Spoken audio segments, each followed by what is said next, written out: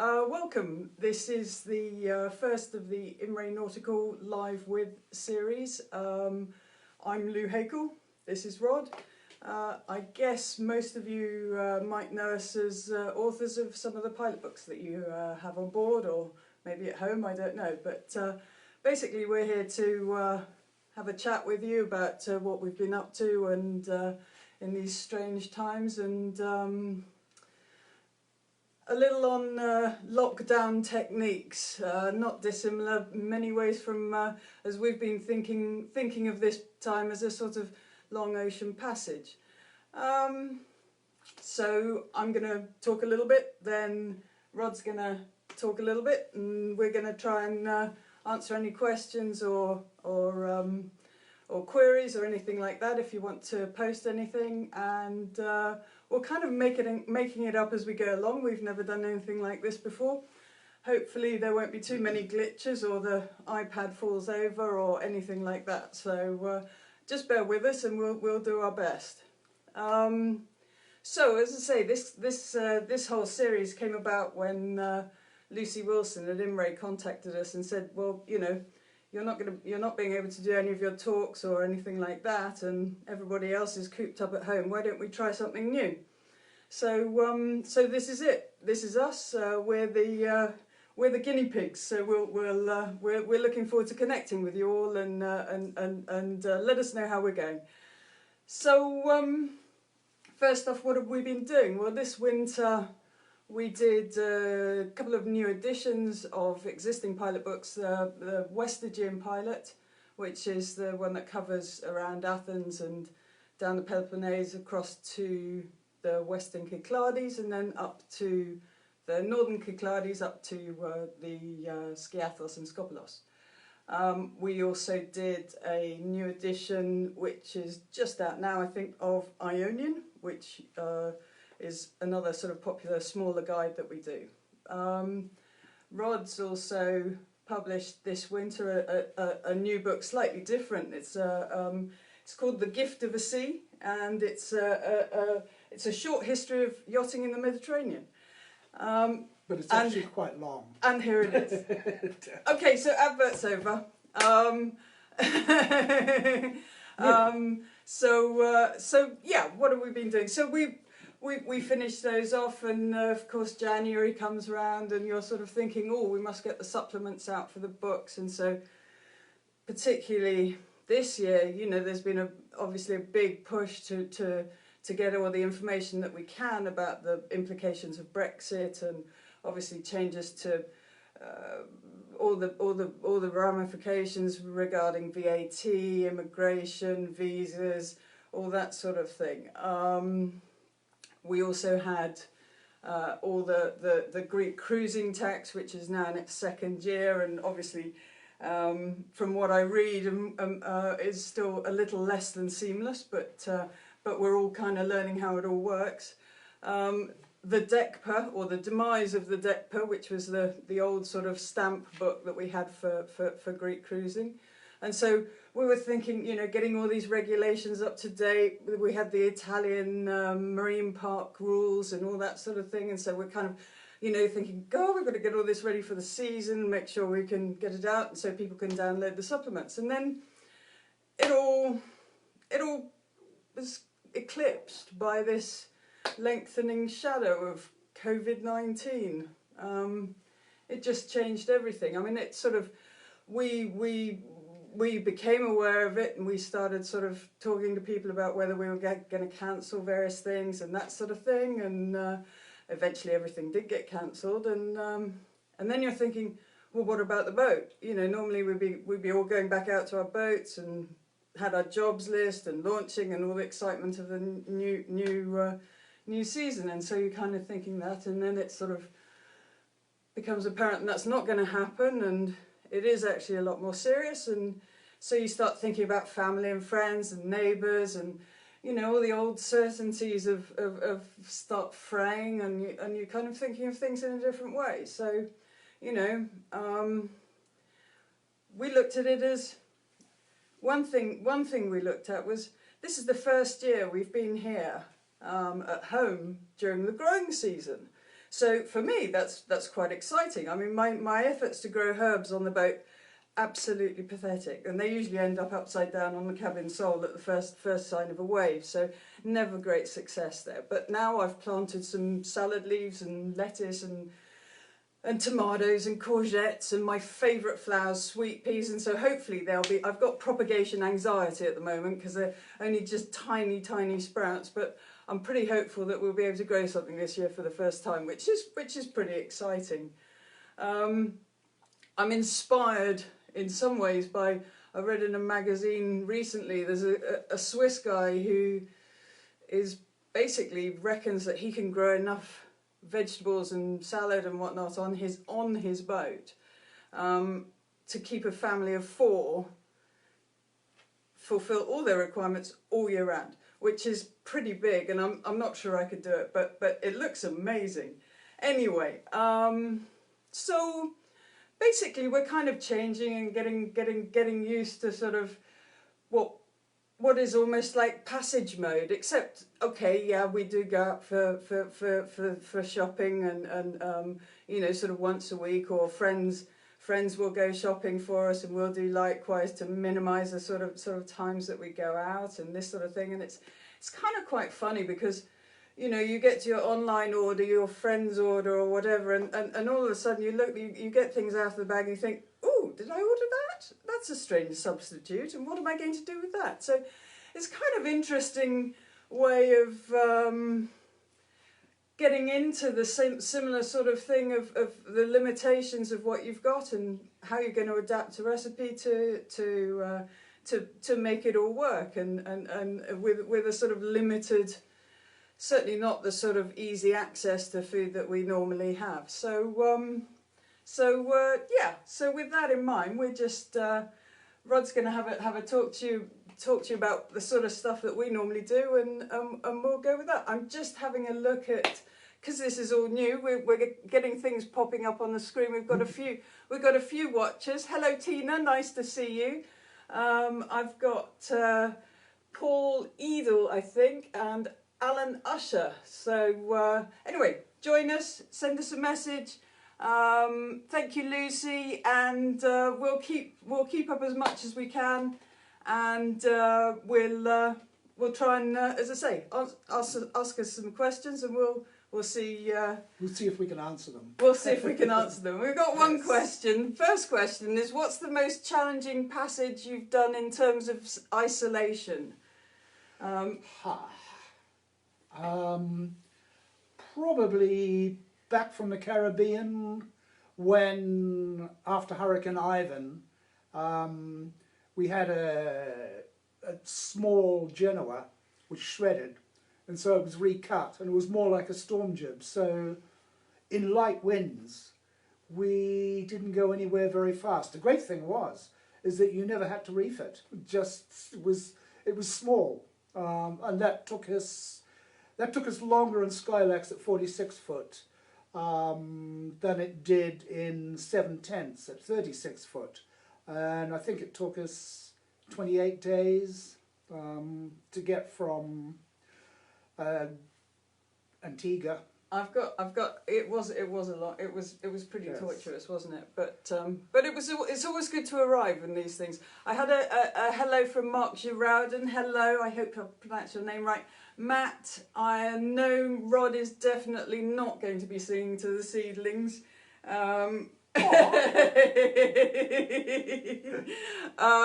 Hello Joe, hello Paul. Paul Edie says, what are your essential larder supplies for an ocean passage?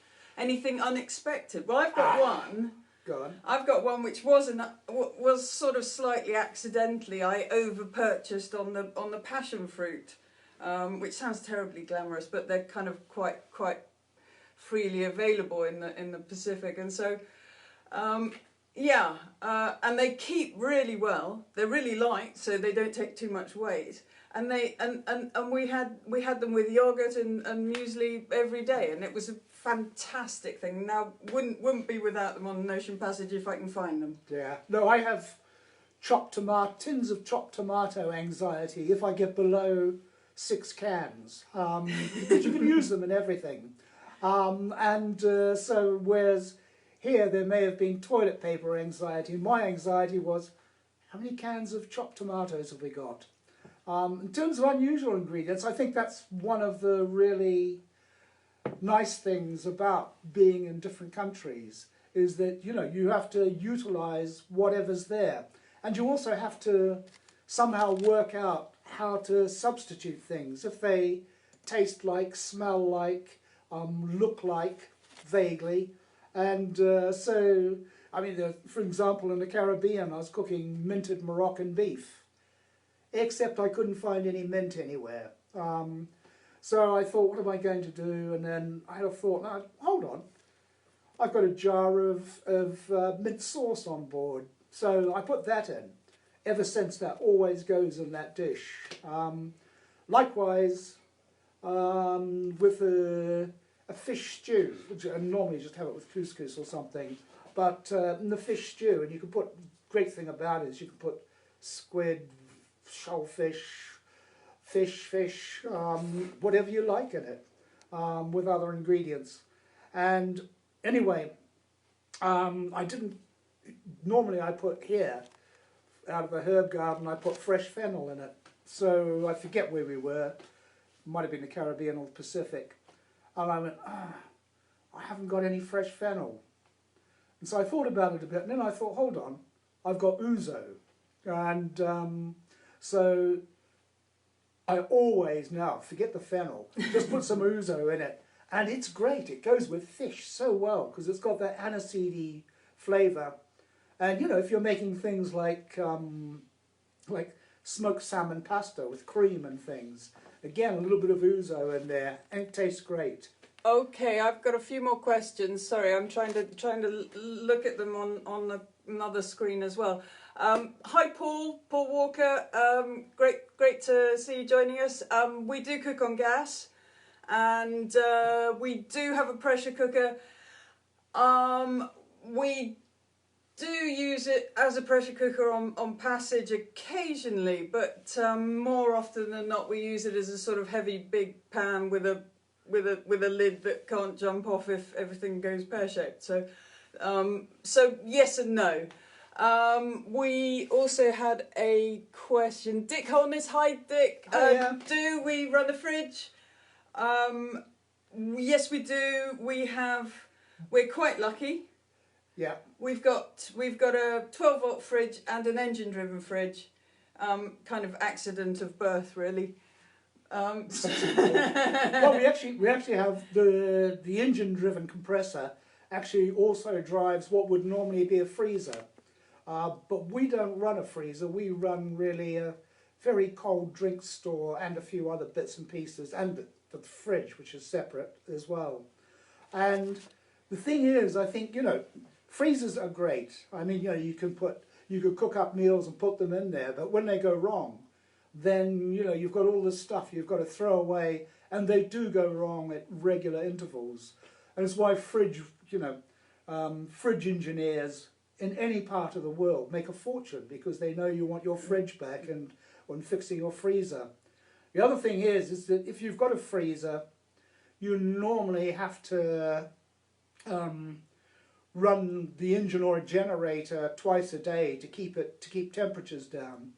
And that means that you never get to have excursions ashore for a couple of days, or, you know, 3-4 days or whatever. And in fact, when I was in the early days a bit skint and I was in an anchorage, I'd quite often be approached and asked if I could run while the people went off, if I could run the generator or the engine to keep the freezer down, for which I got a small reward. So we've got a few more questions. Michael Lithgow, hi. Yes, I'm a bread maker. I love making bread on passage. I think the smell of it is such a massive morale boost when it comes out of the oven. I bought one of these. I haven't got it here. A silicone bowl which kind of fits together, so it's like a rugby ball shape, and in that you can mix it, knead it, prove it, and cook it all in the same thing, and I think it's just the bee's knees. And even now, sort of thinking, really, I should be getting back into bread making, but there's a bit of a flour shortage at the moment around these parts, so I can't quite get into that, but yes, I am. Yeah, the other thing that Lou does with when we're on passage, or even when we're just coasting, because a lot of this food stuff applies to coasting, and there is a sort of little bit of a thing around that people on boats just open cans and eat Fray Bentos pies and pot noodles, and yeah, sure they do on the Volvo boats and things like that. But not Fray Bentos, no. Not Fray Bentos, no, just instant freeze-dried meals. Yeah. And while they might have got better, it's not like most cruisers I know cook really well and take a lot of trouble to produce really nice food, and using whatever ingredients you come across, and it's really nice to see this sort of inventiveness going on in the cruising community. Another bread question from Mark Gerardin. Sourdough. I've never been brave enough to do sourdough. I usually make up packs of sort of half kilo of the strong bread flour, a bit of salt, and have the packs of yeast, and it's all pretty instant and pretty easy. Although a neighbour here has offered me a daughter of his sourdough starter, but I haven't quite got the confidence yet to try it. But or any flour. But yeah, and the flour question comes back. I've got there was another one up here about best places. Caroline Sharp, hi. Where are the best places on the boat for keeping veg? Wherever I put carrots, they don't last. Carrots are tricky. No. I mean, years and years ago, I did a trip to Southeast Asia on Tetranora, which is a 31-foot long keel, old-fashioned boat with no fridge. And there's reasonably long passages, especially when you're going against the prevailing winds to get to places. Keeping veg there was, potatoes and onions, okay, they're like a cool, dark place. Carrots and other root vegetables, if you wrap them in newspaper and then every day or two change that newspaper, they'll keep better and fresher. And the same goes for things like cabbage and things like that. Wrap it in newspaper, then every couple of days change the newspaper because there'll be a bit of dampness that's come out of the cabbage, and put new newspaper on. And on Tetra, I had vegetables, things like cabbage and stuff. The carrots and onions and everything keep fine, but lasting for, I think, 2 weeks for cabbage. I can't remember what happened with carrots. And Frank, my cousin, who was with me, also found a way, remember, no fridge, with tomatoes. And what he did is he got egg boxes and put the tomatoes in like eggs. And because they're not all next to each other and giving off the gas, ethylene that ripens them, we had those for 2 weeks again, I think. So there are lots of ways of doing it. It is in Trade Wind Foodie. There's a whole section on there, and keeping vegetables. I mean, most boats have fridges these days, but there's lots of stuff that's good not to be in the fridge. Okay, Matt's got another question. What's the strangest thing you've eaten on a voyage, and would you eat it again? I think for me that's probably what was it? Stovies that Ian made. Was it Stovies? Stovies? Yeah, it was kind of like fried potato and onion, and I'd never heard of Stovies. I think it's possibly something from Northern England. I don't know. My ignorance, but it was all food on board on passage that you haven't cooked yourself is fabulous, because it just is. But I'm not sure I'd dive back into Ian's Stovies dish with any hurry anyway. What about you? I don't know. It's hard to think. As you say, most food is a joy on board. And I mean, you know, I was just thinking then. I mean, Michael on Bashirat. I remember when he showed me how to make stovetop pizzas with using tortillas and then putting them. And I love pizza. And you know, this was like a revelation in my life that, you know, then I could just cook them on the top. And no, they're great. Strangest thing, I don't know, we ate some strange fish, which I didn't know what it was, in Indonesia, in the market, in the market in one of the islands there. What else? I don't know. Anyway, No. Joe's question is, what's your favourite fish? Mine is whichever one we catch. We can't afford to be picky. We don't catch that many fish. I would say, I mean, you know, on passage, we tend to catch more tuna of one sort or another than anything else, and it's a fabulous fish to eat, and I try not to, you know, catch anything too big, because otherwise it's amazing how 3 days of 6 meals of tuna can seem a little overkill. I guess it's one of the perils of not having a freezer. Yeah, well, yes, yeah, well, it still keeps a while, but yellowfin tuna is great. If in the Mediterranean, and in the Eastern Mediterranean mostly, it's not something you normally catch, because they normally catch it, local fishermen catch it. But it's barbunia, which is commonly called red mullet, although it's not a mullet at all. And I think it's the, you know, if they're little tiny fish, they're bony as anything. You've got to eat them with your fingers. But I think they are the best tasting fish around. They are great.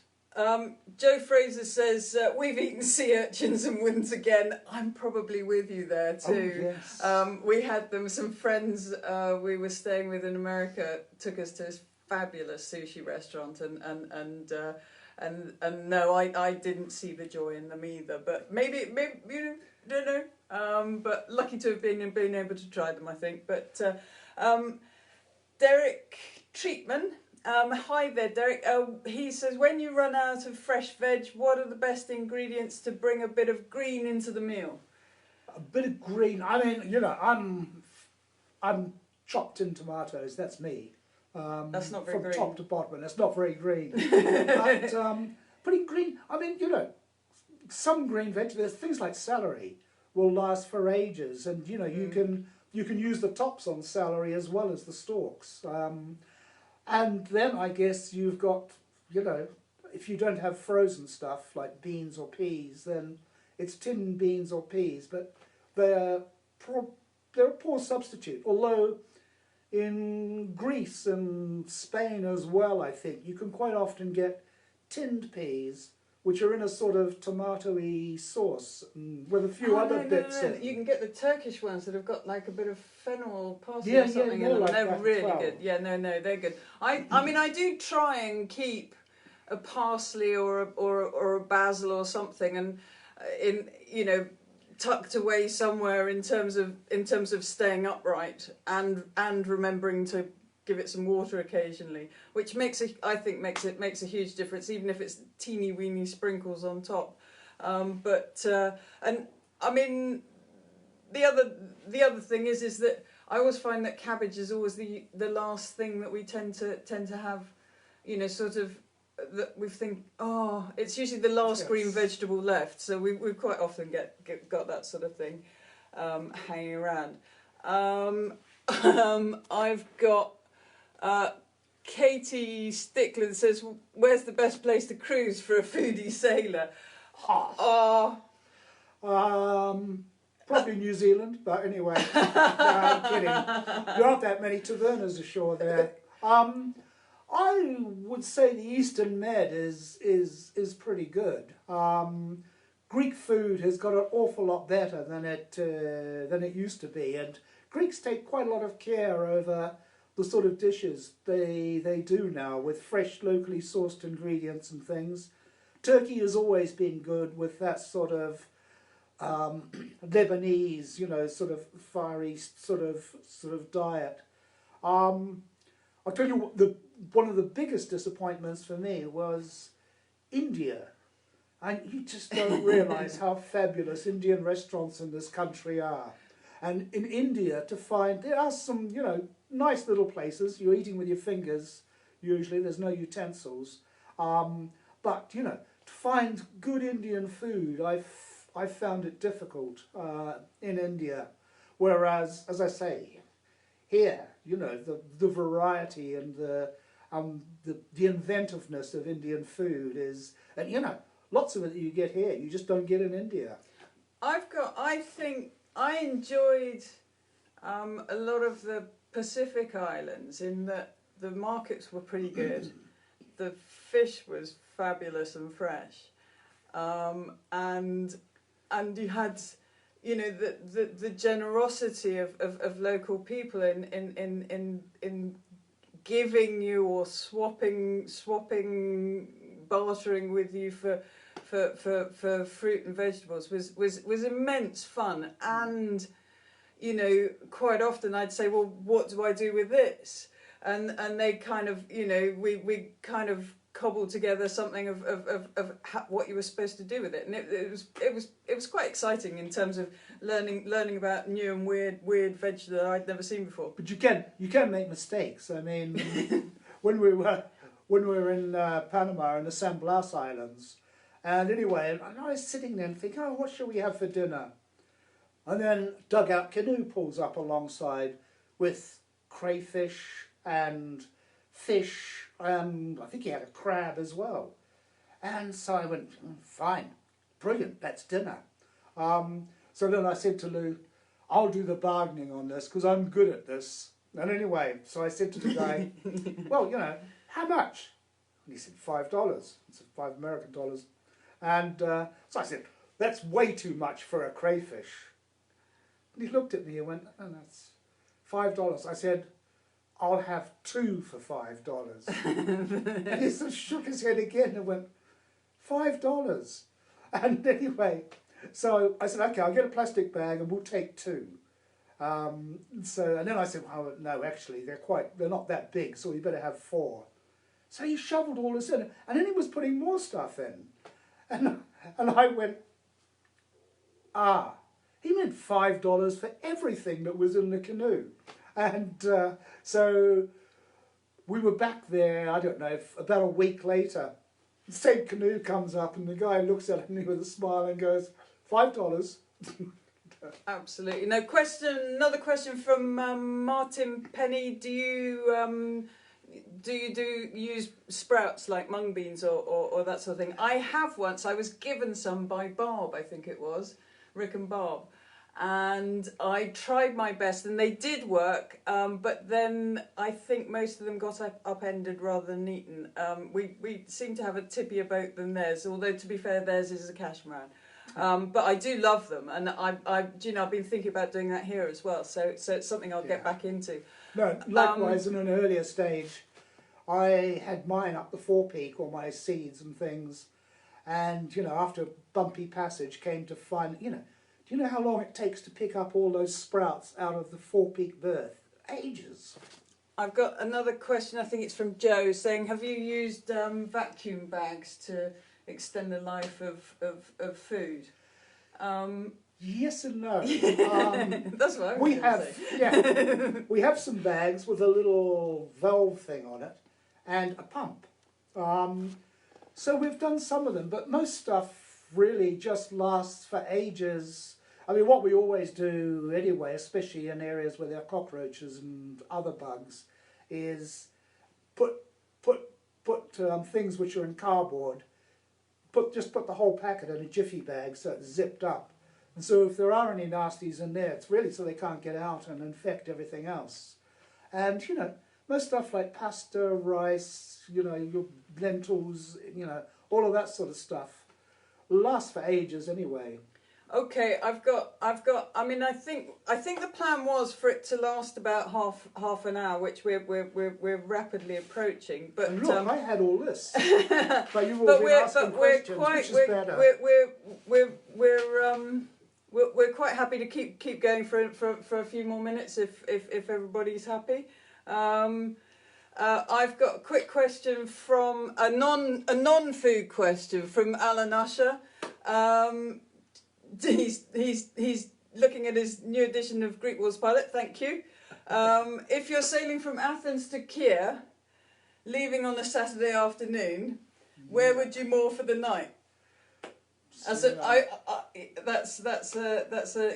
pretty popular one. If you anchor in Sunion, you'll be in good company, I'd imagine. There are a few smaller bays a bit further, bit nearer to Athens than that. But Sunion gives you a good jumping off point to go across to Kiev, and the holding is not great, although there is one sandy patch there if you look around.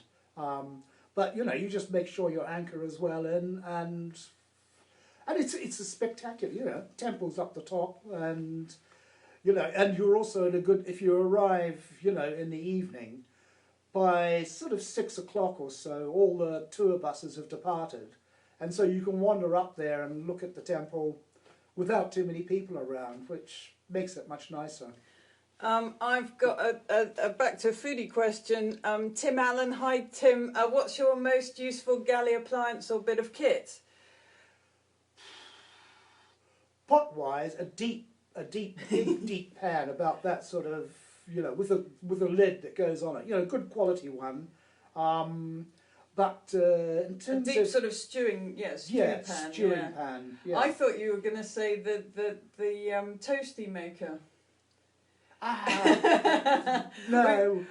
It's kind of about that size, sort of folding double round toasty maker. So you fit your bread in. I'm never sure why it was round, because I've never seen round bread, but you kind of squash the bread in, with your cheese and tomatoes or whatever, and that just goes on the hob, and it makes pretty decent toasties. Just beware the thermonuclear tomatoes.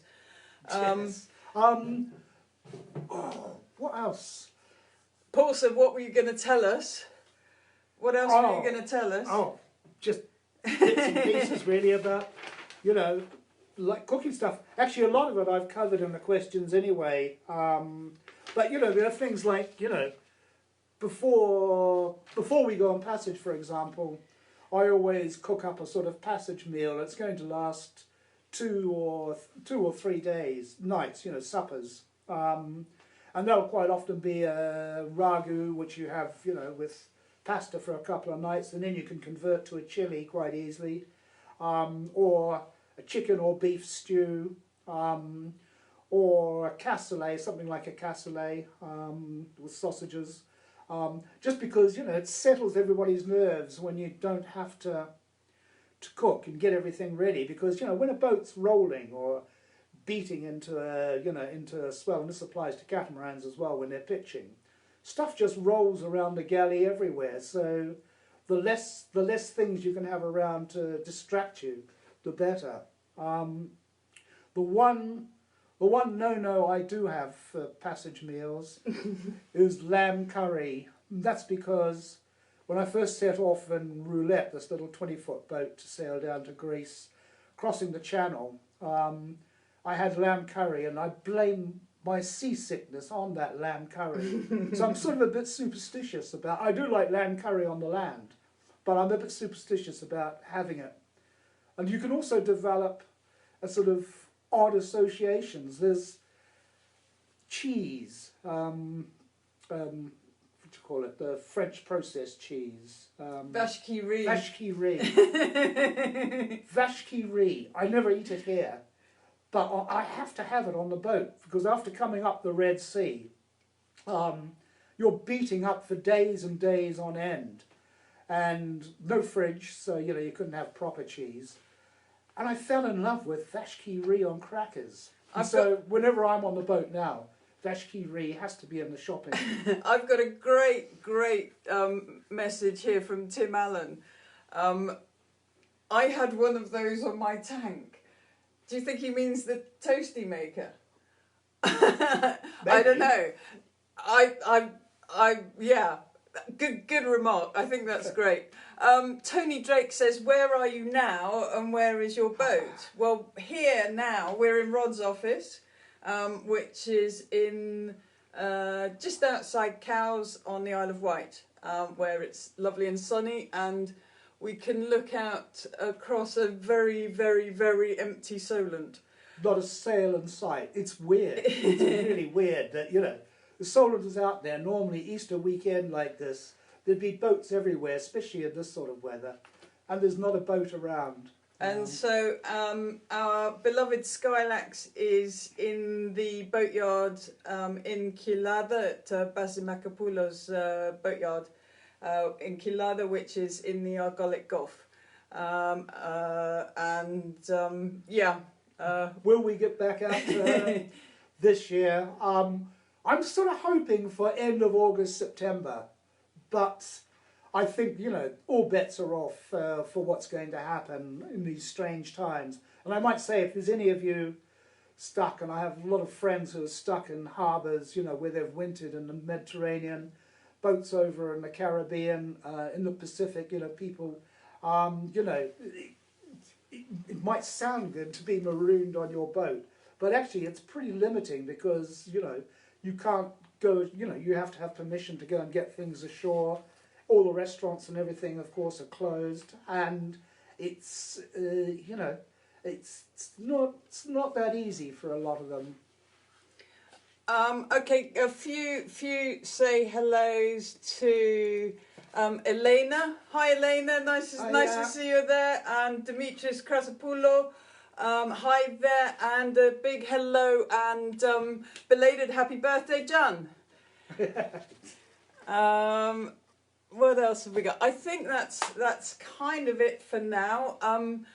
The plan is for this sort of series to continue with different people from Imray and authors and that sort of thing.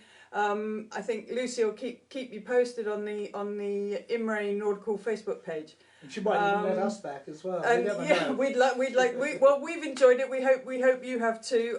It's been great to connect with some of you and yeah, maybe we'll do it again sometime. We'll keep you all posted and you know, in the meantime you can let us know what you'd like to, you know, post some questions or whatever. We'll talk to we'll keep in touch with our plans yeah, well, thanks for joining us. I guess we'll leave you now and have a great homestay Easter. Cheers then. Bye-bye. Bye.